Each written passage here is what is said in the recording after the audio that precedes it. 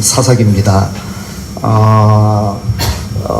기억하시나요? 사사기는 사사라는 말이 재판관이라는 그런 뜻을 지니고 있는 그런 단어예요. 재판관들. 그래 사사기 하면 재판관들에 대한 이야기를 기록해 놓은 그러한 책이라는 그러한 뜻을 지니고 있습니다. 이스라엘 백성들이 출애굽해서요 40년 동안 광야 생활하고 40년 동안의 광야 생활을 끝내고 여호수아의 지도 아래서 가나안 땅에 드디어 들어가 그렇게 점령하고 삶을 살기 시작합니다. 그래도 적어도 여호수아가 살아있을 동안에는 이스라엘 백성들이 하나님을 그래도 나름 하나님을 섬기며 예배하며 그래 잘 살았던 그런 모습이 성경 속에 나타나 있어. 그런데 문제는 여호수아의 사후에 문제가 발생하기 시작했어요. 그래서 여호수아가 세상을 떠난 이후부터 이스라엘 백성들은 타락의 길로 접어들게 되었습니다. 그리고 여호수아라는 강력한 지도자가 사라지니까 이스라엘은 왕도 없는 지도자도 없는 공백 상태가 되어버리는, 오직 하나님께서만이 이스라엘 백성들의 왕이 되시는 그런 상황에서 백성들이 삶을 살아가기 시작했어요.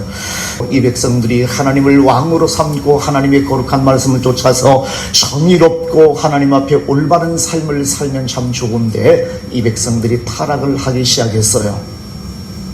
하나님 앞에 엄청난 죄를 저지르며 하나님을 섬기는 것도 뒤통한시하고요. 그리고 우상을 섬기는 그런 죄악된 길로 그들이 접어들게 되어지는 그런 상황이 되어졌습니다. 그리고 세월이 많이 흘러갔어요. 한 360년 내외의 시간이 흘러갑니다.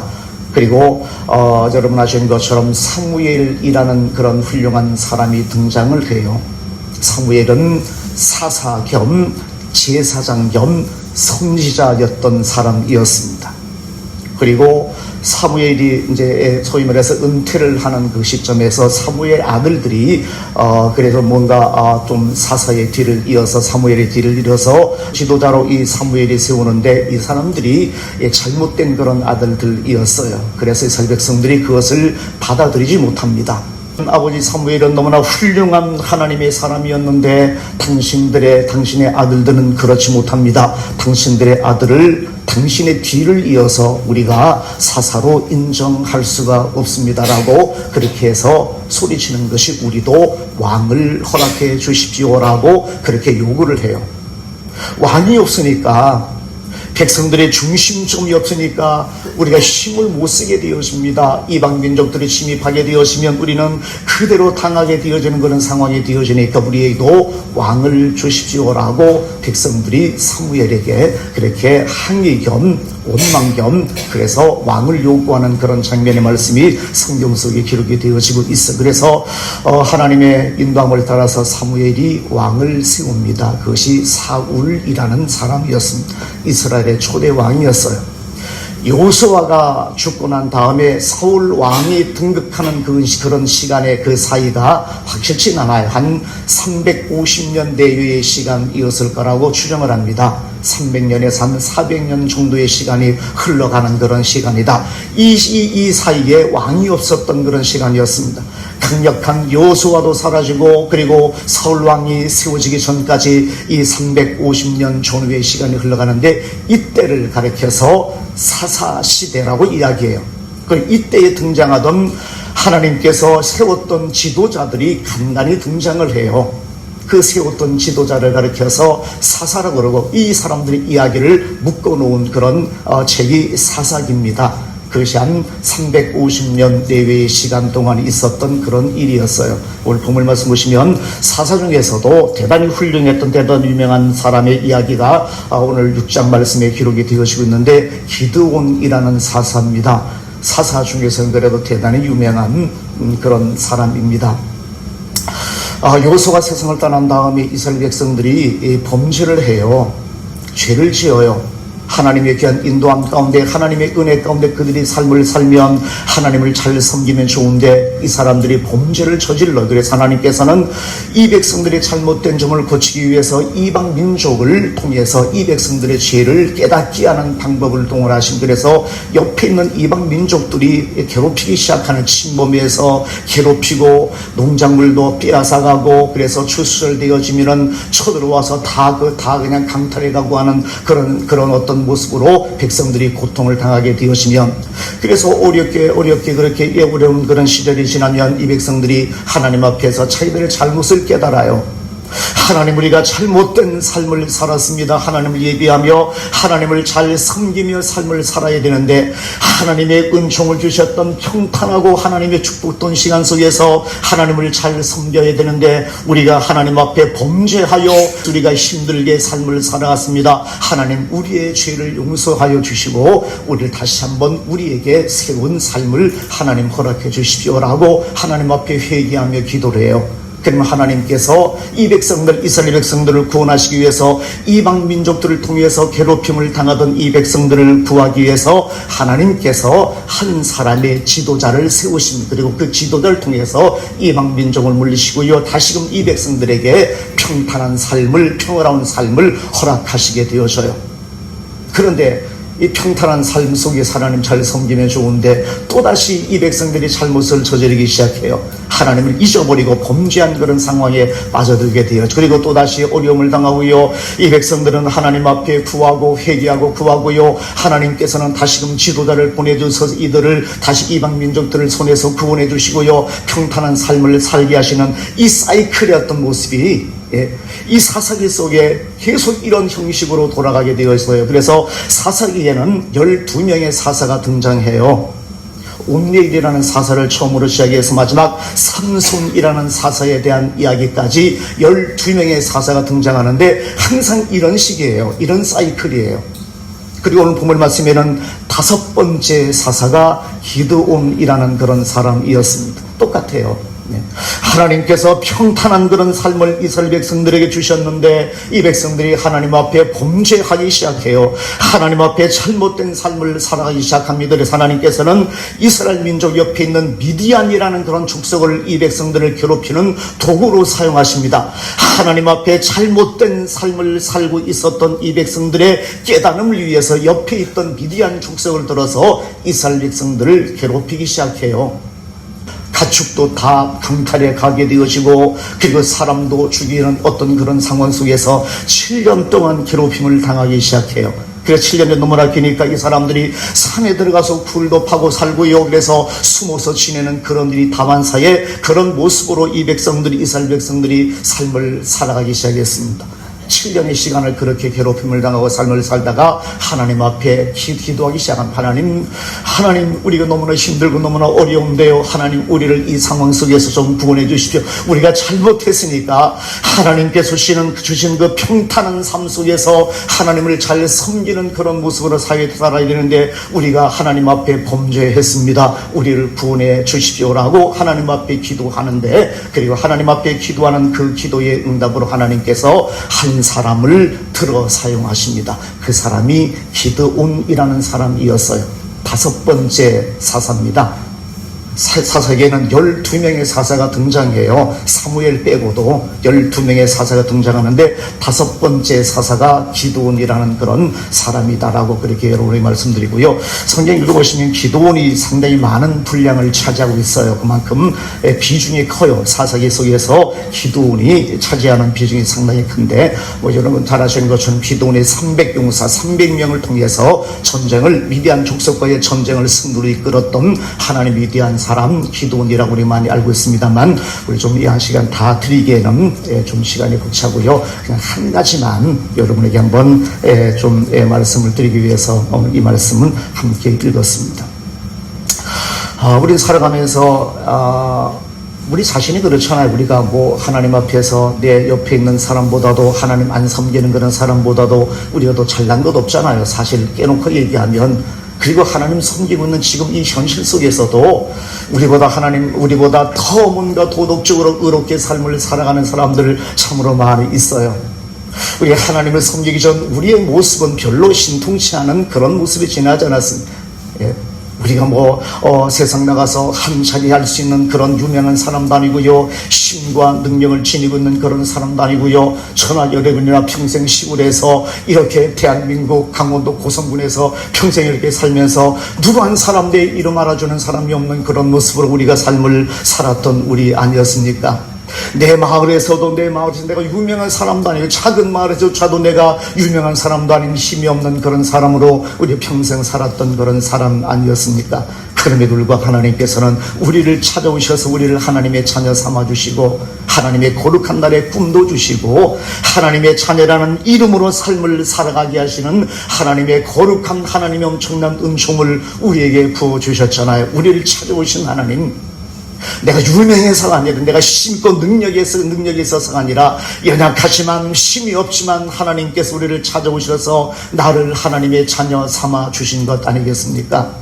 하나님의 역사는요, 항상 이런 식의 하나님의 역사가 이루어졌던 것을 보게 되었습니다. 우리가 우리가 하나님 입장이라면, 이스라엘 백성들이 미디안에게 괴롭힘을 당하게 되어진다면 대단히 그럴싸한 사람을 찾지 않겠어요?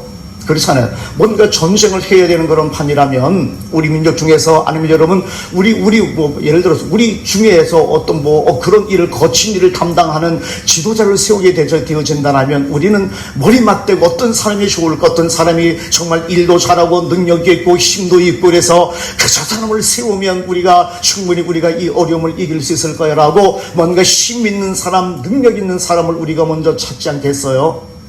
이스라엘 민족들 가운데서도 뭔가 힘있는 사람이 얼마나 많이 있었겠어요.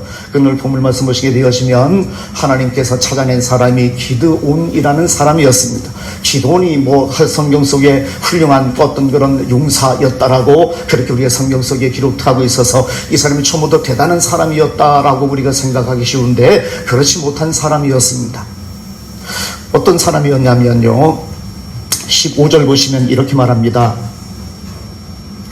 그러나 기드온이 그에게 대답하되, 오 주여, 내가 무엇으로 이스라엘을 구원하리까? 보소서, 나의 집은 므낫세 중에 지극히 약하고, 나는 내 아버지 집에서 가장 작은 차에 지나지 않는 사람입니다라고 이야기해요. 이 말씀 뭐냐면, 하나님의 사자가 기드온을 찾아와서 내가 너를 통해서 이스라엘 민족을 구원할 거야 라고 하나님께서 말씀하시니까, 이 기드온이 자기를 보게 되어진가, 자기는 그런 사람이 아니거든요. 그래서 뭐라고 그래요? 나는 므낫세 중이라는 얘기는 므낫세 지파를 말하는 겁니다. 므낫세 지파 중에서 우리의 집안은 가장 미미한 그런 집안에 지나지 않고요, 나는 우리 집안에서도 대단히 미약한 사람에 지나지 않습니다 라고 말하는 거예요. 대단히 힘이 없다는 것, 내 자신이 그런 사람이라는 걸 그렇게 이야기하고 있는 말씀이 15절 말씀의 내용입니다. 내가 다른 말로 말하면, 나는 아닙니다. 내가 무슨 힘이 있어서 내가 지도자가 되어서요 내 민족을 구원하겠습니까? 하나님 보셨습니까? 므낫세 지파 중에서도 우리의 집안은 가장 말단에 있는 힘이 없는 그런 집안에 지나지 않고요, 힘이 없는 집안 중에서도 나는 많은 집안 속에서도 가장 말단에 있는 가장 힘이 없는 그런 사람인데, 하나님도 딱두하십니다. 어떻게 나 같은 사람을 통해서, 내가 어떻게 지도자가 되어서 이스라엘 민족을 미디안의 손에서 내가 구원할 수가 있겠습니까? 하나님도 딱도하십니다. 나를 몰라요 라고 이야기하는 것이 15절 말씀의 내용이잖아요. 이런 사람이었습니다. 그래도 어느 날 이 기드온이라는 사람이 포도주 틀에서 밀을 타작하고 있었어요. 밀농사를 짓는 사람이었습니다. 그 당시 목축이나 농경사였으니까 대다수의 많은 사람이 농사를 지었겠습니다만, 그래도 그 중에서는 그래도 힘 있는 사람이 그래도 많이 있었을 거 아니에요. 그죠? 행세하는 사람이 많이 있었을 거 아니에요. 그런데 하나님께서 찾아낸 사람이 밀농사를 짓는 기드온이라는 사람을 찾아냈습니다. 찾아냈는데 어떤 장면이었냐면, 포도주 틀이 있잖아요. 들어가 있으면 좀 숨을 수 있는 그런 장소였어. 그래서 그날도 미디안 사람이 무서워서 내가 밀농사를 지어서 내가 이렇게 타작한다는 것을 내가 들키게 되었으면 저 사람들이 다 빼앗아가서 난 먹을 것이 없지 않겠나라는 어떤 그런 걱정 가운데 좀 숨어서 밀을 타작하기 위해서 포도주 틀에 들어가서 살짝 몰래 밀을 타작하는 그런 상황이었는데, 하나님의 사자가 기도원에게 나타나서 첫 마디가 뭐라고 그래요? 12절 보시면 여호와의 사자가 기도원에게 나타나 이르되 큰 용사여 라고 소리를 치고 있는 겁니다. 한참 숨어서 간이 콩할 만한 그런 상황에서 미디안 놈들이 나를 보면 또 어떻게 할까라고 그거 들키지 않기 위해서 그렇게 숨어서 밀을 좀 타작하고 있는 그 쭈그려 앉아있는 그런 이 기도원에게 찾아와서 하나님의 사자가 말하기를 큰 용사여 라고 이렇게 이야기하는 거예요. 이 황당한 상황을 한번 여러분 생각해 보셨어요? 나는 므낫세 지파 중에서도 우리 집안은 가장 힘이 없는 집안이고 우리 집안 속에서 나는 가장 힘이 없는 그런 사람인데, 그런 사람으로 지금까지 평생 살아왔던 그런 사람인데, 그날도 미디안 사람이 무서워서 포도주 틀에 들어가서 보리를 타작하기 위해서 쭈그려 앉아있는 그런 상황인데, 하나님의 사자가 나타나서 말하기를 큰 용사여라고 그렇게 부르고 있는 이 상황을 보게 되어지면 뭔 말이야 라고 생각하지 않겠어요? 뭔 큰 용사가 뭔 큰 용사야, 누구야 라고, 큰 용사가 어디 있어 라고 생각하지 않겠어요? 이렇게 돌아보니까 자기를 부르고 있는 거예요. 속으로는 정말 기가 막힌, 네 같은 사람이 무슨 큰 용사야, 밀농사를 평생 지으면서 힘이 없는 그런 모습으로 평생 살았는데, 지금도 미디안 사람이 무서워서 포도주 틀에서 지금 밀을 타작하고 있는데 대뜸 찾아와서 부르기를 큰 용사라고 부르고 있으니까 얼마나 이 기도원이 황당한 그런 상황이었겠어요. 그래서 이야기하는 거예요. 15절 보시면 기도원이 그에게 대답하되 오 주여 내가 무엇으로 이스라엘을 구원할 수 있겠습니까? 나 같은 사람이 무슨 하나님 앞에서 큰 용사가 되어서 민족을 구원할 수가 있겠습니까? 참 말도 안 되는 겁니다. 나를 하나님 모르십니까? 나는 므낫세 지파 중에서도 가장 작은 집안에 속해 있고 이 집안에서조차 나는 가장 말단에는 가장 작은 사람인데 말도 안 되는 소리입니다. 내가 어떻게 하나님의 일을 감당해요? 라고 그렇게 이야기하는 장면의 말씀이 15절 말씀 속에 기록이 되어지고 있어요.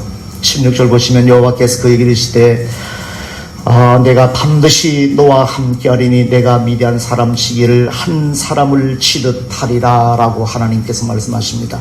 너는 힘이 없지만 내가 너와 함께 할게 라고 말씀하시는 거예요.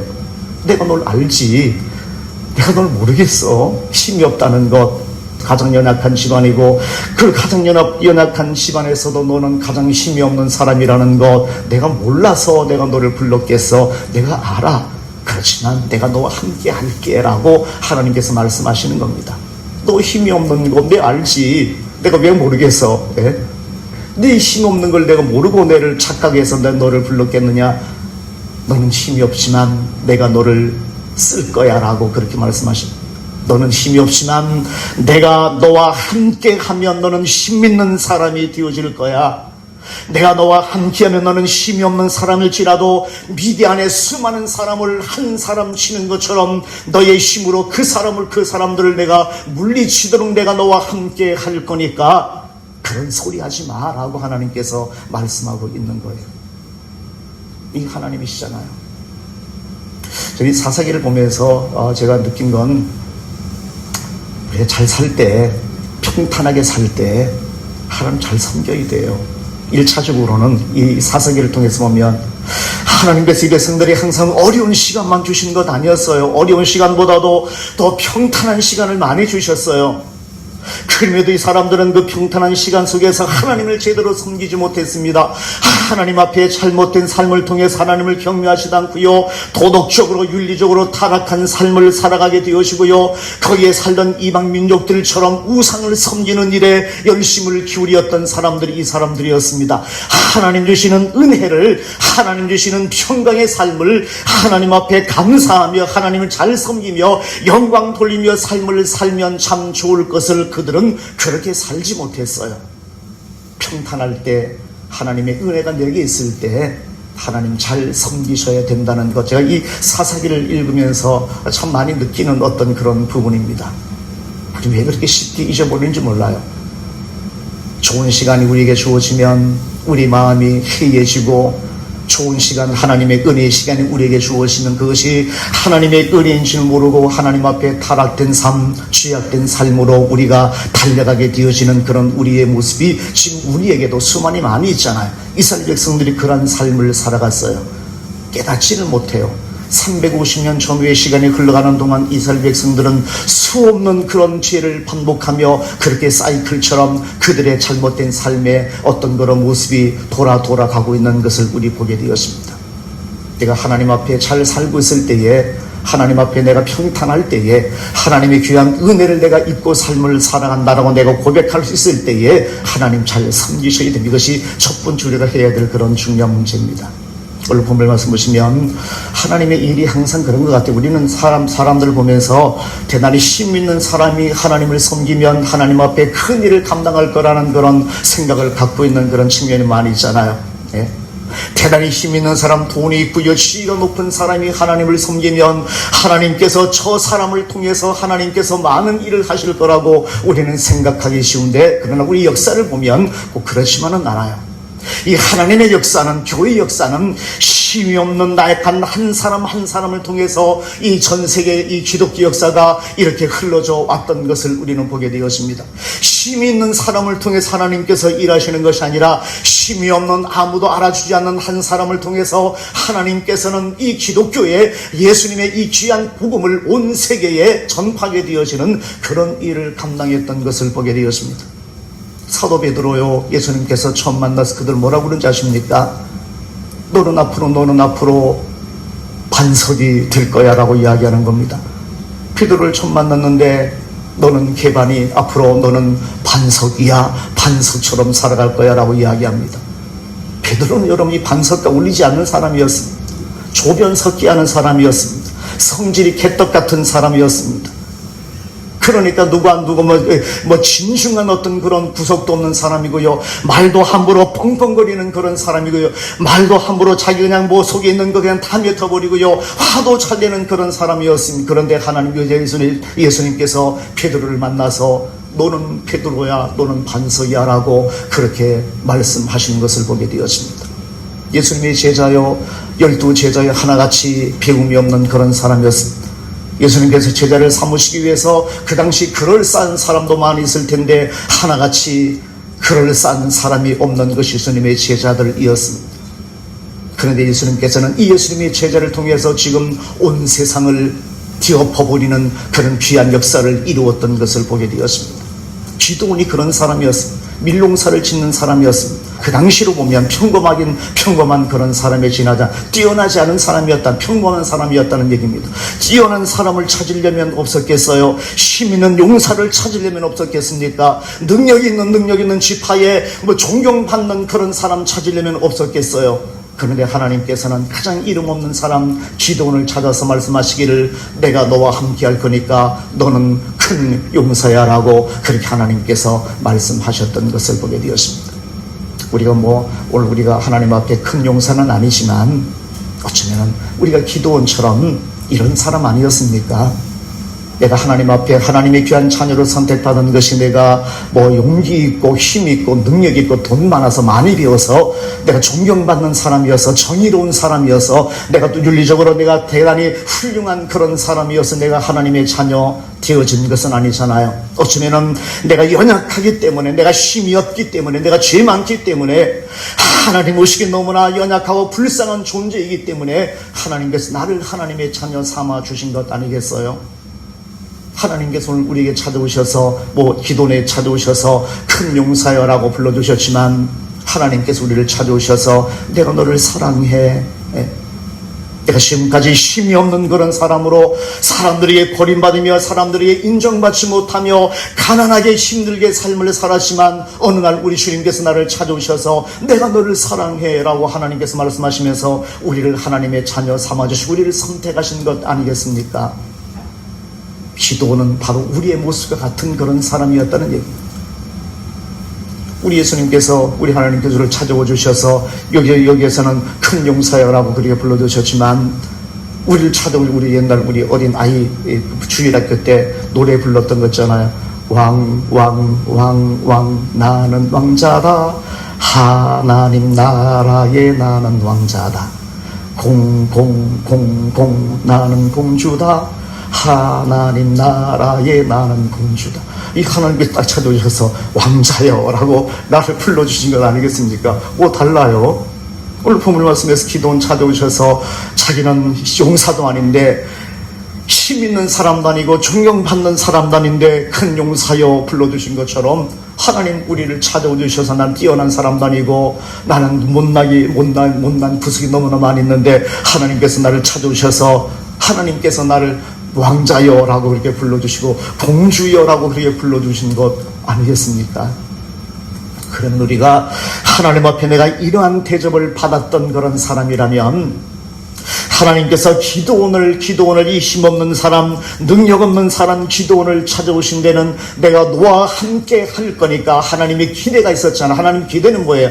내가 너와 함께 하니까 너를 통해서 내 이 민족을 미디안 손에서 구원할 거야. 너는 하나님의 일을 하는 사람이 되어질 거야. 너는 힘이 없고 너는 능력이 없는 사람이지만 내가 너와 할 거니까 너는 내 기대에 부응해서 너는 이렇게 하나님 앞에서 일을 감당해라는 것이 하나님의 뜻이었잖아요. 하나님이 우리를 찾아오셔서 공주라고 불러주시고 왕자라고 불러주시면서 하나님께서 우리에게 그런 기대 있잖아요. 기도했겠어요? 하나님께서 기도원 찾아오셔서 미디안 손에서 이스라엘 백성들의 백성을 구원하라는 하나님의 기대를 가지고 찾아오셨는데 용사보다도 왕자라고 불러주셨는데 공주라고 불러주셨는데 그 기대였겠습니까? 나를 향하신 하나님의 기대였겠어요? 수많은 사람 가운데 수많은 사람들 좋은 사람 많고요 능력 있는 사람 많고요 힘 있는 사람 많은데 그 가운데 가장 힘없는 나를 하나님께 찾아오셔서 왕자여 공주여라고 불러주시면서 하나님의 기대가 없었겠어요? 흔히 제가 간단하게 말씀드리지만 그냥 네 예수님 믿고 잘 먹고 잘 살다가 죽으면 천국 가라는 그것이 하나님의 기대의 전부였겠어요? 아니잖아요. 하나님은 우리에게 기대가 있어요. 나를 왕자로 삼아주셨다면, 나를 공주로 삼아주셨다면 이 땅의 삶을 살아가면서 그에 걸맞는 하나님의 기대가 우리에게 있다는 얘기입니다. 그렇게 살아가라. 공주답게 왕자답게 내가 너에게 기대하는 것답게 너는 자랑스러운 존재로 네가 하나님의 아들이라면 하나님의 딸이라면 이 세상 속에서 자랑스럽게 이 동네 속에서도 자랑스럽게 하나님을 섬기는 사람으로 살아가. 그래서 하나님의 살아계심과 하나님의 자랑스러움이 너를 통해서 드러날 수 있도록 그렇게 삶을 살아가라고 하나님께서 우리에게 기대를 거시면서 하나님의 왕자로 하나님 나라의 공주로 우리를 불러주신 것 아니겠습니까? 이거 묻어두면 안 되잖아요. 불순종이에요. 하나님께서 기도원에게 찾아오셔서 내가 너와 함께 할 거니까 내 이 민족을 구원하는 그런 사람이 되어져라. 내가 너에게 힘되고 내가 능력이 되어줄 거니까 이 미디안 사람 치기를 한 사람 치는 것처럼 내가 너와 함께해서 내가 힘이 되어줄 게라고 말씀하셨는데 그냥 안 하게 되어지면 이거 아니잖아요. 하나님 우리와 똑같은 겁니다. 하나님 오늘 우리를 찾아오셔서 나 같은 사람, 연약한 사람을 하나님의 귀한 자녀 삼아주셨다면 하나님의 기대가 있고 하나님의 뜻이 있는 겁니다. 거창하게 큰 건 말고요. 여러분 집에 돌아가셔서 여러분 집 안에서 여러분 동네 속에서 만나는 친구들 속에서 하나님 자랑하십시오. 내 입을 통해서 자랑하라는 그런 얘기가 아니라 여러분의 모습을 통해서 자랑하십시오. 마을 속에서 나 하나님 자랑합니다. 하나님 이런 분입니다. 막 소리치고 다니라는 그런 얘기가 아니라 여러분의 삶이 여러분의 인품이 여러분의 모습 속에서 하나님이 자랑스러운 모습으로 드러날 수 있도록 삶을 살아가라는 이야기입니다. 큰 거 생각하지 마시고 뭐 저나 여러분이나 뭐 큰일 하겠어요. 우리가 소위 말해서 뭐 대한민국을 뒤엎고 세계를 뒤엎는 그런 일을 우리가 할 수 있겠어요. 우리 그런 거 말고요. 내 집에 돌아가서 내가 만나는 그 마을 사람들 얘기 아니면 내가 직장 속에서 저 사람 입을 열어서 하나님을 섬기는 사람이라 전도한다고 막 입을 열어서 이야기 안 해도 나라는 사람의 모습을 보면 내 속에 있는 인품을 보면 내 말하는 것을 보게 되어지면 하나님이 자랑스러워질 수 있도록 적어도 그 정도는 우리 해야만 되지 않겠어요? 나 같은 사람을 찾아오셔서 왕자요 공주로 삼아주셨다면 우리 적어도 그 정도는 하고 우리가 삶을 살아가는 그런 사람이 되어져야 하는 것 아니겠습니까? 입을 열어서 이야기하면 좋지만 혹시나 그렇게 하지 못하는 분 계시다면 꼭 입을 열어서 하는 것만 하나님의 영광을 돌리는 그런 모습 아니잖아요. 어쩌면 여러분이 같은 동네에서 너무나 잘 알기 때문에 말하는 것보다 말 잘못하면 더 욕먹습니다. 복음을 전한다고 말 잘못하면 욕먹습니다. 덕이 안 되는 경우가 많이 있어요. 더 중요한 건 너무나 잘 알고 있기 때문에 내 집에 숟가락까지도 알고 있는 수십 년 동안 같은 말의 삶을 살고 있는데 내가 말한다고 그 사람들이 내 말에 넘어가겠어요? 설득이 되겠어요? 말이 아니라 내 행동이 중요한 거예요. 사람들이 나를 보면 하나님이 살아계시다고, 사람들이 나를 보면 하나님이 역시 다르다고, 하나님을 섬기는 사람 보면 하나님은 역시 살아계신 하나님이신가 보다도 그렇게 생각할 수 있는, 저 사람이 하나님을 섬겨 저렇게 삶을 살아가는 것 보니까 뭔가 다르니까 나도 한번 하나님 섬겨 볼까라는 마음이 마음속에 살짝만이라도 들 수 있는 그런 모습으로 우리의 삶을 살아가는 것, 하나님의 기대 아닙니까? 적어도 하나님의 기대라면 적어도 이 정도만, 이 정도까지는 우리가 좀 하고 우리가 삶을 살아가야 될 것 아니겠어요? 나 같은 사람을 하나님의 자녀 삼아주셨는데, 나 같은 사람을 하나님의 귀한 은총 더해주셔서 내 생명 끝나면 나 하나님 앞에 들어갈 수 있는 이 엄청난 축복을 주셨는데, 우리 살아가면서 하나님의 기대 요 정도는 우리가 좀 하며 우리가 삶을 살아가야 되는 것 아니겠습니까? 이것이 예의잖아요. 하나님 앞에서 이것이 예의잖아요. 오늘 본문 말씀 보시면 하나님께서 기드온을 그렇게 찾아오셨습니다. 힘이 없는 사람, 나 가장 약한 사람인데 내가 어떻게 이 민족을 구원할 수 있겠어요? 라고 그렇게 이야기할 정도로 보잘것없는 그런 사람이었습니다. 그런데 하나님께서 그에게 기대를 거시고 그들을 찾아와서 큰 용사여라고 불러주셨습니다. 그리고 읽어보시면 기드온이 순종해서 역사를 만들어내는 기사가 상당히 많이 기록이 되어지고 있어요. 우리도 하나님 앞에 기드온처럼 이렇게 우리가 하나님 앞에서 삶을 살아갔으면 좋겠습니다. 우리가 약한 사람들입니다. 힘이 없는 사람인 것 압니다. 그럼에도 불구하고 하나님 우리를 하나님의 자녀 삼아주셨습니다. 그리고 조그맣게나마 우리에게 기대를 거셨어요. 하나님의 자녀, 내가 너를 하나님의 자녀 삼아주셨으니까, 왕자요 공주로 삼아주셨으니까 내가 세상 나가서 내 마을에서 내가 만나는 사람들에게 내 하나님 섬김에 대한 자랑스러움을 그들에게 보여주자. 사람들이 나를 바라보면서 역시 하나님 섬기는 사람은 달라, 저 사람 같으면 나도 한번 교회에 가볼 용의가 있어 라는 마음이 마음속에서 살짝 들 정도는 우리가 하면서 살아가야 되는 것 아니겠어요? 우리 동네에서도 그렇고 만나는 친구들 사이도 그렇고, 행여나 우리보다 더해 라고 이야기 들으면 끝나는 겁니다. 저 사람 교회 다니면서 우리보다 더해 라고 이야기 들으면 하나님 앞에 두 손 들고 골받아야 됩니다. 이거 안 되는 겁니다. 하나님 잘 섬겨 나가시고 예수님 잘 믿어 나가십시다. 그래서 하나님 앞에 영광 돌리며 하나님이 자랑스러운 하나님이라는 사실을 하나님 앞에, 사람들에게 하나님 앞에 나를 통해서 하나님이 영광을 받으실 수 있는 그런 존재로 우리가 하나님을 섬겨나가는 그런 신앙인 되어지십시다. 하나님 앞에 저나 여러분이나 이제 환갑 지났고요, 나이도 드실 만큼 드셨습니다. 하나님 잘 섬기다가 하나님 내 이름 불러주시면 하나님 앞에 자랑스럽게 감사하게 설 수 있는 그런 하나님의 사람으로 잘 섬기셔서 영광 돌리는 주의 자녀 되시기를 주의 이름으로 축원을 드립니다.